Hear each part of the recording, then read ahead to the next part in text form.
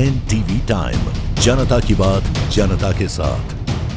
इंदौर में आज mock drill किया जाना है, जिसे लेकर इंदौर पुलिस द्वारा भी अपनी तैयारी कर ली गई है। जिसे लेकर क्राइम ब्रांच एडिशनल डीसीपी ने बताया कि प्रदेश में 5 जगह पर मॉक ड्रिल किया जा रहा है, जिसमें इंदौर भी शामिल है। इसमें यह प्रक्रिया 4 बजे से प्रारंभ होगी शाम को और 8 बजे तक चलेगी। यह सिर्फ रिहर्सल होगी, जिसका उद्देश्य है कि किसी भी आपातकाल स्थिति में कैसे निपटा जाए, इसके लिए रिहर्सल की जाएगी। 4 बजे इसमें पुलिस विभाग के सभी अधिकारी अपनी प्रक्रिया करेंगे, जो 4 बजे से 7 बजे तक जारी रहेगी। इसके बाद आम लोगों के लिए 7:30 बजे से लेकर 7:42 तक ब्लैकआउट किया जाएगा। इसके पहले एक सायरन बजेगा, जिसमें प्रत्येक घर के लोगों को अपने घर की लाइट बंद करनी है। इस दौरान किसी तरह की कोई लाइट नहीं जलानी है, चाहे वह टॉर्च हो या इमरजेंसी लाइट हो। अगर उपयोग भी करना हो तो वह घर के अंदर करे, ताकि रोशनी बाहर ना जाए। ताकि हवाई हमले की स्थिति बनती है तो कोई रोशनी देखकर हमला न कर पाए। वहीं वाहन चालकों से भी अपील की गई है कि जो जहां है वहीं पर अपने वाहनों की लाइट बंद कर दे। 7:42 पर एक बार और सायरन बजेगा, जो कंटिन्यू 2 मिनट तक चलेगा। एनटीवी टाइम्स के लिए हार्दिक प्रजापत की खास रिपोर्ट। ये मध्य प्रदेश में 5 जगह एक आज मॉक ड्रिल की जा रही है, जिसमें कि शाम को 4 बजे से एक्टिविटी शुरू होंगी और दोपहर में, और उसके बाद से 4 बजे से लगभग 8 बजे तक ये पूरी मॉक ड्रिल की प्रक्रिया कंप्लीट होगी। इसमें जो 4 बजे से है वो सभी जो विभागों में समन्वय करते हुए उनके स्तर पर मॉक ड्रिल की जा रही है, और उसके बाद 7 बजे से लेकर 8 बजे तक, और वेरी स्पेसिफिकली 7:30 से 7:30 से लेकर 7:42 तक ये पब्लिक के लिए है और सभी लोगों को मिलकर करना है। ये 7:30 पर एक सायरन बजेगा, जो कि ब्लैकआउट के लिए होगा। जैसे ही सायरन बजेगा तो उसी समय आपको तत्काल अपनी लाइट बंद करनी है, सभी प्रकार की लाइटें बंद करनी है। इसमें न केवल इमरजेंसी लाइट अगर आप यूज करना चाहते हैं तो इमरजेंसी लाइट को आप यूज कर सकते हैं, लेकिन उसको आप उसमें पर्दे सारे लगा के कवर्ड करके ही आप उसको यूज करेंगे। किसी प्रकार की रोशनी बाहर नहीं आनी चाहिए।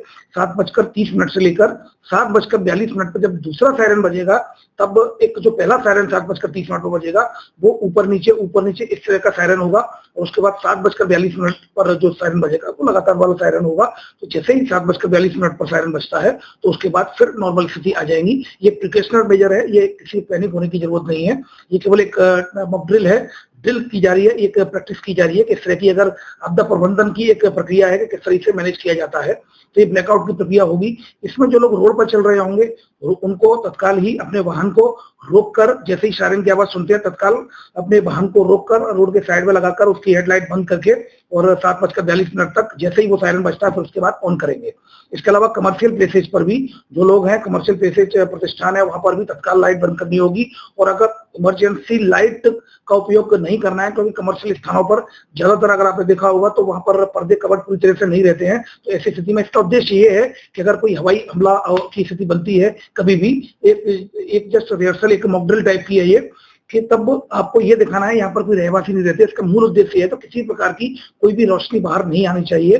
तो कमर्शियल और जितने भी जो रेसिडेंशियल है उनको इनको इमरजेंसी लाइट का अगर उपयोग करना भी है तो काफी पर्दे वगैरह कवर करने के बाद किसी प्रकार की कोई रोशनी बाहर नहीं आना चाहिए।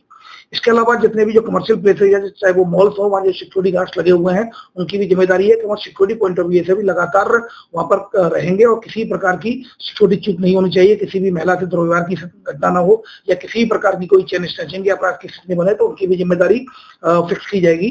जो लोग, जो सिक्योरिटी गार्ड जो जहाँ पर मॉल पे या व्यापारिक प्रतिष्ठानों पर है या पब्लिक गैदरिंग होती है, तो 7:30 से लेकर 7:42 तक लगातार वहाँ पर स्थिति बनाए रखना होगा और ब्लैकआउट में सहयोग करना होगा। तो कुल मिलाकर ये रिहर्सल की जाएगी। 7:42 के बाद फिर ये पूरी स्थिति सामान्य हो जाएगी।